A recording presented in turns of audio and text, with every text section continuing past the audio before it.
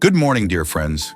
Before we step into this new day together, I invite you to take a slow breath, to quiet your heart for just a moment, and to listen to a story about perseverance when everything feels uncertain. If you've ever woken up with worry in your chest, wondering how you'll get through what's ahead, this story is for you. My name is Aaron. Welcome to the Sacred Heart family, where we don't just talk about faith, we walk through it together, one real, imperfect day at a time. Now let's begin. The first light of morning slid between the blinds and painted pale lines across Anna's bedroom wall. Her alarm had gone off 10 minutes ago, but she was still lying on her back, staring up at the ceiling, listening to the faint hum of the city slowly waking. Somewhere outside, a garbage truck rumbled past. A dog barked. A neighbor's door closed with a soft click. The world was moving forward like it always did, but inside her chest, time felt strangely heavy and slow. Her phone lay beside her on the pillow, the screen still lit with a paused thumbnail from a video she had clicked on in the dark before dawn. Morning Prayer for Perseverance When You Feel Uncertain. The title had hit her like a hand gently placed on her shoulder. Uncertain. That was exactly the word she had been avoiding, the one that hovered over her days like a gray cloud she didn't want to name. She had been feeling it for months now, ever since the restructuring announcement at work, the quiet but sharp tension in her parents' voices during their last phone call, and the ripple of anxiety that curled through her every time she opened her banking app. Nothing had fallen apart completely, not yet, but everything felt fragile, like a glass frame you handle carefully because you know one wrong move could shatter it. Anna exhaled and finally pressed play. Aaron's calm voice filled the room, speaking about starting the day by asking God for perseverance, not comfort. About choosing trust when nothing felt guaranteed. About a gospel passage where Jesus warned his followers that confusion, persecution, and shaking would come, but their endurance would be what carried them through to real life, the kind that no one could take away. Anna listened, letting the words trickle into the parts of her heart she usually kept guarded. She heard about how true perseverance wasn't stubborn denial or blind optimism. It was staying rooted in God when everything else tried to uproot you. It was continuing to love, to serve, to pray, to show up, even when fears, false voices, and doubts crowded around like shadows. She heard about St. Gertrude the Great, the scholar turned mystic whose life changed when she turned from pride in her own learning to a fierce, tender love for the heart of Christ. Gertrude had persevered, not by clinging to control, but by surrendering again and again to Jesus, even when she didn't understand. Anna didn't know much about saints. She knew a few names from stained glass windows and snippets of homilies, but the way Aaron described Gertrude made her feel oddly close to her. A woman who had loved ideas, plans, and achievements until God gently interrupted her and invited her deeper. Anna wondered, not for the first time, if God had been interrupting her too, and she just hadn't recognized it. The layoff rumors, the restless nights, the way every small annoyance lately felt like sandpaper on her soul. Could these be invitations to perseverance instead of just random miseries? The prayer moved into words for the holy souls in purgatory, for those undergoing purification in the unseen places beyond this life. Anna closed her eyes as Aaron prayed for them, asking God's mercy to wash over them, asking that they be brought quickly into his light. She had never thought much about them before, but suddenly the idea comforted her. Even souls who were not yet fully ready for heaven were still held, still loved, still being prepared by God's patient mercy. Maybe her own heart, with its half-formed trust and flickering courage, was a kind of purgatory too, a place God was patiently cleansing as she stumbled forward. She swung her legs off the bed and sat on the edge, head bowed as the prayer continued. The Angelus, the Hail Marys, the Creed, all words she had heard at Mass, some since childhood, but now they took on a quieter, more intimate tone.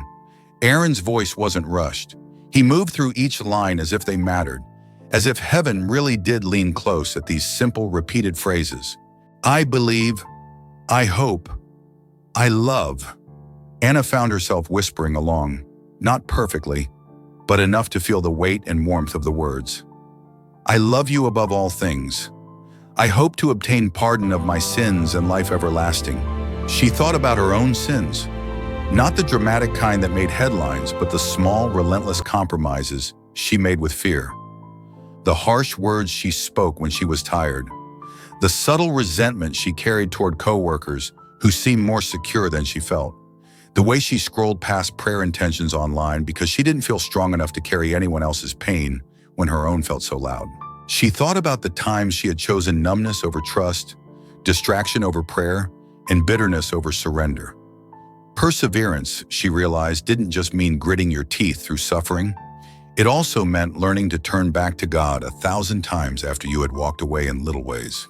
The prayer shifted into a resolution to avoid evil and to do good, and Anna felt something in her heart tighten and then soften. Aaron's voice spoke of watching the tongue, guarding the eyes, being especially vigilant about familiar weaknesses.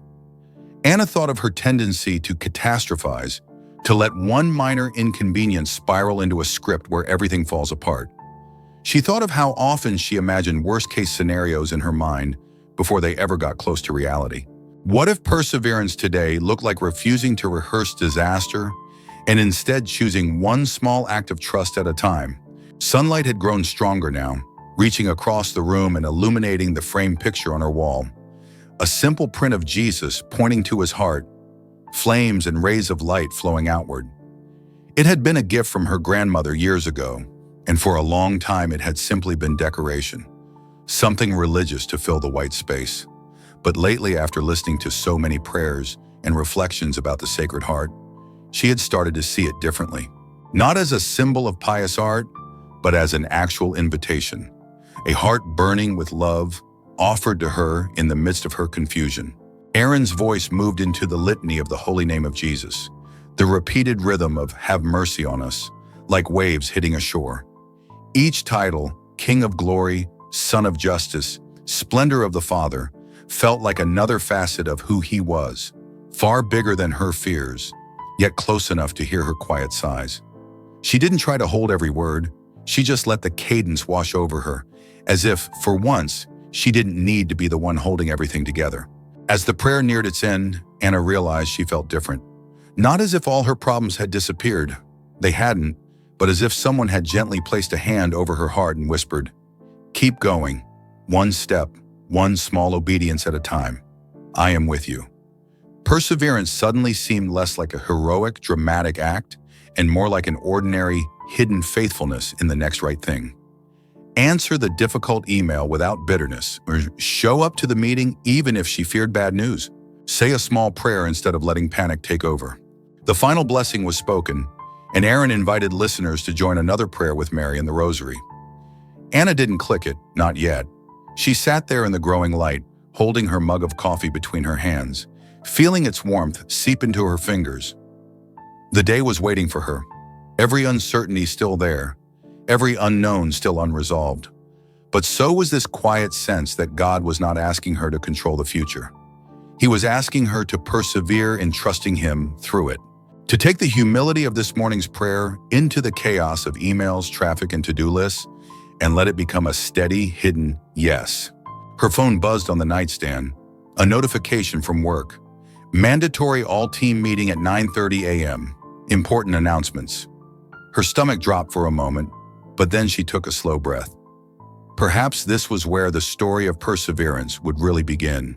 Not in the safety of her room, but in the places where fear usually ruled.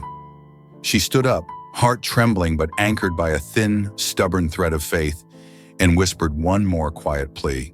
"Lord, help me endure today, not just survive it, but walk through it with you." She didn't know it yet, but the next few hours would test that prayer in ways she could not have imagined and draw her deeper into a kind of trust that doesn't depend on outcomes, only on the one who walks beside her. Anna arrived at the office earlier than usual, partly out of habit, partly because she couldn't bear sitting at home waiting for the inevitable. The city was just shaking off dawn when she stepped out of the bus, the air cool enough to sting her cheeks. The tall glass building where she worked rose above her like a quiet giant, reflecting the soft orange of sunrise. She paused at the entrance, resting her hand on the cold metal railing, letting one long breath calm her before stepping inside. The lobby felt strangely subdued, as if the walls themselves sensed what was coming. People stood around in small clusters, murmuring cautiously.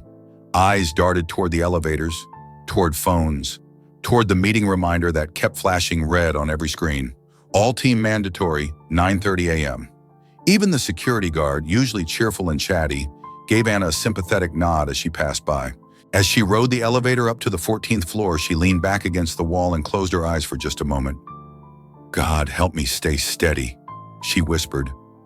Perseverance, she remembered, not in dramatic ways, in the quiet ways, in the ways no one else sees. Her desk was where she had left it the day before. Stacks of reports, a half-used notebook, a mug with the fading phrase, "One day at a time." She touched the rim of the mug as if greeting an old friend. Before she could settle, her co-worker Jason rolled his chair toward her. He was pale, restless, bouncing one knee anxiously. "You heard anything?" he asked. "No," Anna said softly. "You?" He shook his head. "Feels like something big." She nodded, though her heart was doing its own nervous dance. Instead of spiraling, she remembered the morning prayer's words. Jesus warning his followers that turmoil would come, but endurance would bring true life. The line echoed through her mind like a distant bell. Do not be deceived. Do not be afraid. Persevere. When 9:30 arrived, everyone filed into the conference room. Some stood along the walls, others clutched coffees like shields. The CEO, a woman with silver hair and calm eyes, stepped forward and cleared her throat. Her voice was steady, but her expression held the weight of what she was about to say. "We are entering a restructuring phase. Many departments will be consolidated. Some roles will be eliminated." A silent gasp moved through the room like a ripple. Anna felt her pulse throb in her neck. The CEO continued speaking, something about financial forecasts, departmental shifts, long-term vision, but Anna barely absorbed it. All she heard was a dull roar inside her head. Then the CEO announced the list of departments affected: marketing, operations, finance, and finally, client strategy, Anna's department. Her stomach tightened. She swallowed hard, staring down at her hands. The CEO added that emails would be sent to individuals by the end of the day. Meetings would follow. Severance packages prepared. Resources available for support. When the meeting ended, no one moved for several seconds. It was as if the entire room exhaled at once. People began whispering, comforting each other, speculating nervously. Anna walked back to her desk slowly, each step echoing louder than normal. She sat down, her breath shaky, fingers trembling just slightly. Her computer screen lit up with a new email notification. Her heart lurched, but it was only a project reminder. She closed her eyes and almost laughed, half relief, half exhaustion. Then she felt tears sting behind her eyelids, tears she refused to let fall. Not here, not now. She remembered Aaron's morning greeting. "Welcome to the Sacred Heart family, where we pray together and for each other." She quietly wished she could slip away and play the rest of the prayers, let the litany or the Angelus wash over her again. But work surrounded her like a restless sea, people pacing, typing, whispering on phones. Jason approached again. "You okay?" "Honestly," she said, voice low, "I don't know." He nodded. "Me neither." An hour passed, then another. Each time an email dinged, Anna's shoulders tensed. She worked mechanically, reviewing files she might not have a job to finish tomorrow. Fear drummed lightly in her chest, not the loud kind, but the quiet, relentless kind. At lunchtime, she slipped out of the building and walked to a small, nearly empty park across the street. The benches were cold, but she sat anyway, leaning back and letting the faint sunlight warm her face. She whispered, "God, what do I do?" A memory surfaced suddenly, one she hadn't thought of in years. She was 8 years old, sitting on the back steps of her childhood home at dusk. She had broken a toy she loved, and she was crying, convinced it was ruined forever. Her grandmother had come outside, sat beside her, and said gently, "Sometimes things breaking is how God builds something better, but you have to trust him long enough to see it." Anna blinked away the memory, overwhelmed by the tenderness of it. That same grandmother had gifted her the Sacred Heart print now hanging above her bed. Maybe God had been speaking to her through her grandmother all along. She opened her phone and scrolled to the morning video. She replayed a portion, just enough to hear that single line, "Endurance will bring you true life." The words steadied her, not by removing the fear, but by giving her something stronger to hold on to. Perseverance wasn't pretending everything was fine. It was choosing trust while walking through the fire. She walked back to work with a calmer step, though the uncertainty still lingered like a shadow. The afternoon passed slowly. At 3:14 p.m., her email dinged again. Her heart dropped as she clicked it open. It was from HR. Her breath caught. She forced herself to open the message. "Anna, we would like to schedule a meeting with you tomorrow morning at 10:00 a.m. regarding departmental restructuring. Please confirm your availability." Her fingers went numb. The edges of the screen blurred. She read the email again and again, searching for hints between the lines, but there were none. Jason approached her desk cautiously. "Did you?" She nodded. 10 a.m. tomorrow. He let out a slow breath. "Mine's at 4. Anna swallowed hard and whispered, almost inaudibly, "Lord, help me persevere." The rest of the day passed in a haze. When she finally left the building, twilight had already wrapped itself around the city. She walked slowly toward the bus stop, watching lights flicker on in the windows above her. Her phone vibrated with a message from her mother. "Call me when you can. Love you." She didn't respond yet. She didn't trust her voice. When she got home, she placed her bag on the floor and stood silently in the doorway, letting the quiet settle around her. Her apartment felt like a sanctuary after the storm of the day. She lit a small candle on her table, sat on the couch, and looked at the Sacred Heart image glowing softly in the flickering light. She whispered, "Jesus, you see tomorrow, I don't. Help me walk toward it." A warmth rose in her chest. Not relief, not certainty, but a fragile courage.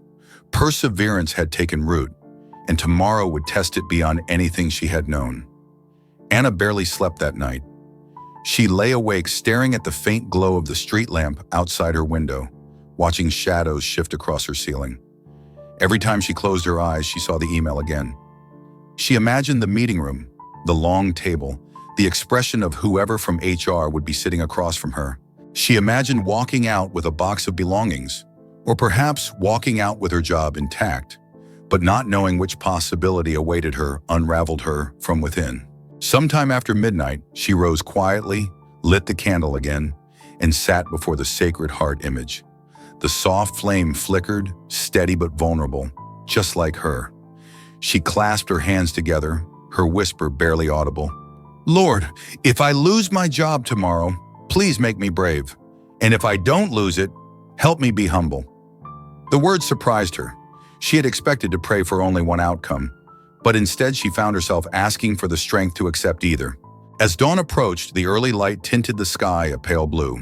Exhausted but strangely calm, she brewed coffee and sat at the small dining table, barely tasting a sip. Her mind drifted to St. Gertrude, the devotion Aaron had shared that morning. A woman transformed not by success or certainty, but by surrender. Anna wondered what her life might look like if she leaned into faith with that same courage. If she viewed this moment not as punishment, but as purification, the kind Malachi described, where humility brings light. She dressed carefully, choosing neutral colors, smoothing her blouse, brushing her hair with slow, deliberate strokes. She wanted to enter the office looking composed, even if she felt anything but. As she gathered her things, her fingers brushed the old rosary in her drawer. She hadn't prayed it fully in years. Without overthinking, she slipped it into her pocket. The morning air was brisk when she stepped outside, carrying a crispness that awakened her senses. The bus ride felt quieter than usual. People around her scrolled through screens, sipped from cups, or stared blankly through windows, each carrying invisible uncertainties of their own. Anna found herself watching them with new awareness. She wondered how many were facing something heavy, how many were praying silently like she was. When she reached the office building, her heart beat faster than her footsteps. The lobby felt heavier today, filled with a tense quiet. She nodded to the security guard, who offered an encouraging smile. "Good morning, Anna," he said gently. It felt like a blessing disguising itself as a greeting. As she approached the elevators, she saw Olivia, a co-worker from another department, standing alone with damp eyes. Anna touched her arm lightly. "You okay?" Olivia shook her head with a trembling breath. "I got my meeting email too, 9:30. Anna nodded softly. "I'm at 10. For a moment they just stood together. Different lives, same cliff edge. She reached her floor at 9:15. The office buzz was quieter, strangely subdued, as if everyone were walking around holding their breath. Jason gave her a supportive nod from across the room, and she returned it, trying to appear steadier than she felt. At 9:50, she stepped into the small restroom at the end of the hallway. She looked at her reflection, tired eyes, pale cheeks, but something resilient in her expression. She rested both hands on the counter, drew one slow breath, and whispered, "Jesus, walk ahead of me." Then she touched the rosary in her pocket, not to pray it fully, but simply to feel something familiar and holy. At 9:58, her phone buzzed with the meeting reminder. She stepped into the hallway. Each step felt like walking through water, heavy, thick, slow. Around her, conversations hushed as she passed. Some eyes looked at her with sympathy, others with the same fear she carried. She knocked softly on the conference room door. "Come in," a voice called. Inside sat two people she recognized from HR and senior management. The woman closest to her motioned for her to sit. "Thank you for coming, Anna," she said, her tone calm, almost gentle. Anna lowered herself into the chair, folding her hands in her lap. The manager spoke first, explaining the restructuring, the financial strain, the changes ahead. Anna listened, heart pounding, waiting for the decisive words. The woman paused, took a breath, and continued. "Anna," she said, "your position is not being eliminated." Anna blinked. For a moment she wondered if she had heard incorrectly. It's not." "No," the manager said. "Your role will shift slightly, and you'll be supporting the new strategy team. There will be additional training, and the workload may change, but your job is secure." Anna felt her breath release all at once. Relief swept through her like a warm wave, and she had to grip the edge of her chair to steady herself. She nodded quickly, blinking rapidly, grateful she had not started crying. But then the HR representative added softly, "That said, several members of your department will be leaving us. Some of the people you work closely with will be affected." Anna swallowed. She understood. Relief and sadness tangled inside her like two threads pulling in opposite directions. She thanked them quietly and left the room on unsteady legs. Out in the hallway, the world felt different. Not lighter exactly, but clearer, as if something inside her had shifted. She pressed her hand against her chest, whispering a silent thank you to God. But the relief was tempered by the knowledge that others would not receive the same news. She returned to her desk just as Jason approached her anxiously. "How did it go?" he asked. She hesitated before answering, wanting to respect the weight of the moment. "I'm staying," she said softly. "My role's shifting, but I'm staying." Jason nodded slowly. "I'm glad, really." Behind his eyes, she saw sincere happiness, but also fear for himself. "What about your meeting?" she asked. He exhaled shakily. 4 o'clock. I'm trying not to think about it yet." Anna placed her hand on his arm. "Whatever happens, you won't face it alone." The hours that followed were heavy. Emails came in confirming departures. Whispered farewells echoed across the department. People gathered around desks, hugging, offering support. Some cried openly, some packed in silence. Anna helped Olivia carry her things to the elevator. They hugged tightly before the doors closed, tears slipping down Olivia's cheeks. "You'll be okay," she whispered to Anna. "Promise me you'll keep going." "I will," Anna said, "and you too." As the day ended, the office felt hollow, emptied of voices and faces that had filled her days for years. Anna walked to the bus stop slowly, carrying the weight of her own relief and of others' loss. The sky was painted with streaks of purple and gold, a quiet, solemn beauty. When she got home, she lit the candle again and sat before the Sacred Heart, letting every emotion surface at once. Gratitude, sorrow, exhaustion, confusion. She whispered, "Lord, thank you, but help me care for the ones who weren't spared today."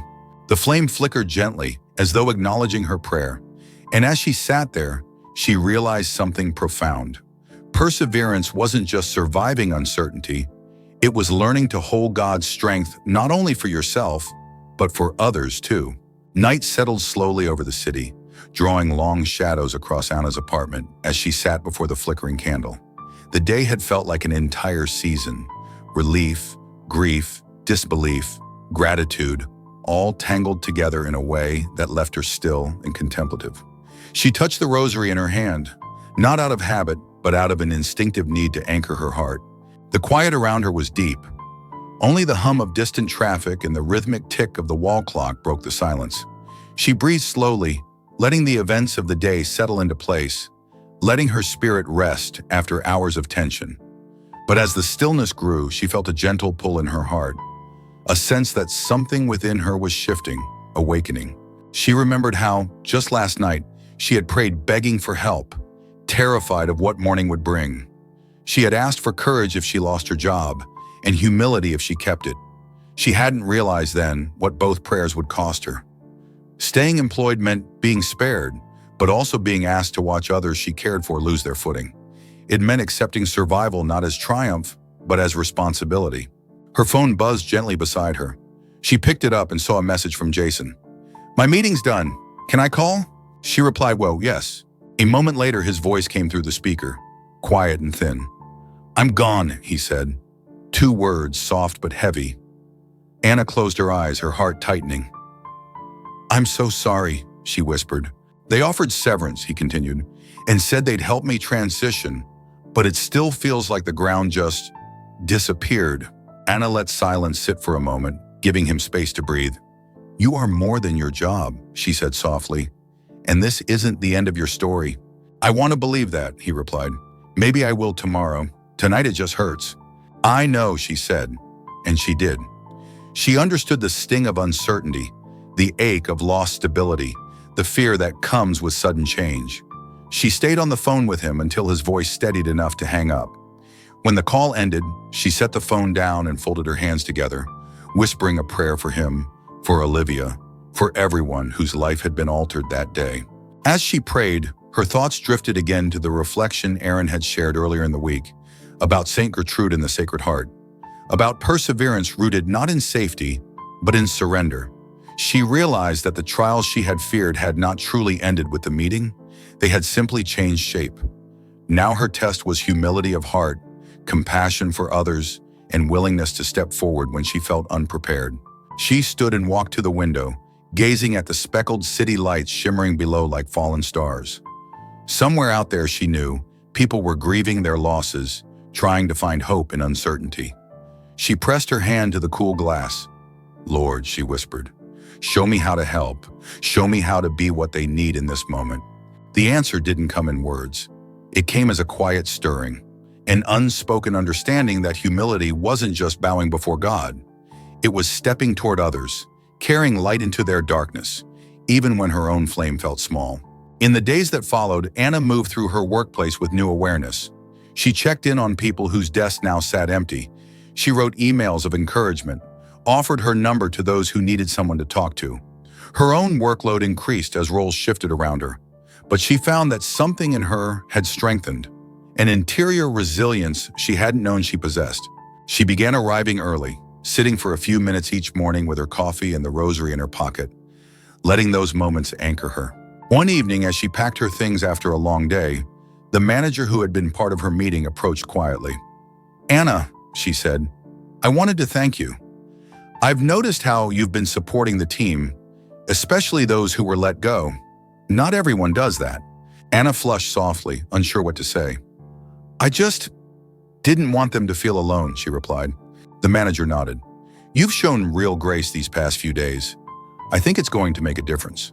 As the woman walked away, Anna felt a warmth fill her chest. Not pride, but purpose. Maybe this was why she had stayed, not for security or stability, but for service. That night, as she walked home, a gentle breeze brushed her face, carrying the scent of autumn leaves. She felt lighter than she had in weeks. Passing a small chapel, she paused at the steps, drawn in by the golden glow spilling from inside. Without overthinking, she entered and found the space empty, except for the soft flicker of sanctuary candles. She knelt in a pew near the front, hands resting lightly on the bench before her. The stillness was profound, like a tender embrace. She closed her eyes, letting her thoughts pour into prayer. Not formal words, but quiet, honest conversation with God. She spoke of Jason, of Olivia, of the co-workers she missed. She spoke of her fear, her gratitude, her desire to do good. And in that silence, she felt something she hadn't felt in a long time. Peace, not because her problems had vanished, and not because certainty had returned, but because humility had settled into her spirit like a soft cloak. For the first time in weeks, she felt safe. Not in her circumstances, but in God. When she finally rose to leave, she placed the rosary on the pew for a moment, letting her fingers glide over each bead. "Thank you," she whispered, for guiding me when I didn't know how to walk. Outside, the night air felt gentle. The moon hung low, luminous and calm. She walked home slowly, savoring the moment, the quiet, the healing. Later, sitting again before her candle, she reflected on everything that had happened. How fear had softened into surrender. How uncertainty had given way to clarity. How humility had opened her heart to compassion. She realized then that God had not rescued her from the trial. He had walked with her through it, and that sanctified everything. As the candle's flame danced quietly, Anna whispered the truth she now understood with her whole heart. Healing doesn't always come when we are spared. Sometimes it comes when we are changed. In that realization, she felt her soul rest, fully, finally, tenderly, beneath the light of God's mercy. And her story became a gentle reminder for anyone who would one day hear it, that perseverance is not surviving untouched, but emerging refined. That humility is not weakness, but wisdom. And that God, in His quiet ways, always meets those who seek Him in the night. Thank you for staying with this story. If it brought peace or comfort to your heart, please consider liking this video, sharing it with someone who may need it, subscribing for more prayerful reflections, and leaving a comment so our community can pray for you.